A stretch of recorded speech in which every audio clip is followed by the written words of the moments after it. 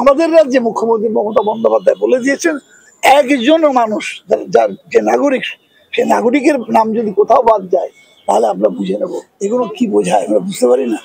সাধারণ মানুষকে এত বোকা। দিল্লিতে জাতীয় নির্বাচন কমিশনের যে সাংবাদিক বৈঠক, সেখানে বলা হচ্ছে যে ভোট চুরির মতো ঘটনার কথা উল্লেখ করে ভুল বোঝানোর চেষ্টা করা হচ্ছে। আমি পরিষ্কার একটা কথা বলে দিচ্ছি যে যদি নির্বাচন কমিশন নিরপেক্ষ প্রতিষ্ঠান হয়, নিরপেক্ষ মানে কনস্টিটিউশনাল বডি হয়, তাহলে তার কলিজায় যদি এই জোট থাকে, সে আজকে বলুক সারা ভারতবর্ষে করবো আমরা একই সঙ্গে। একটা কাজ নির্বাচন কমিশন একটা রাজ্যের জন্য করতে পারে না, এই দুটো রাজ্যের জন্য করতে পারে না। নির্বাচন কমিশন সারা দেশের নির্বাচন কমিশন, আজকে বলুক তারা সারা দেশে করব।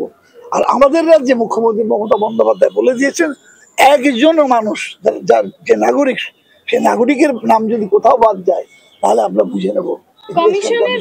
কমিশনের কাঁধে বন্দুক রেখে রাজনীতি করা হচ্ছে, এমনটা নির্বাচন কমিশনের বৈঠকে, জাতীয় নির্বাচন কমিশনের বৈঠকে বলা হচ্ছে।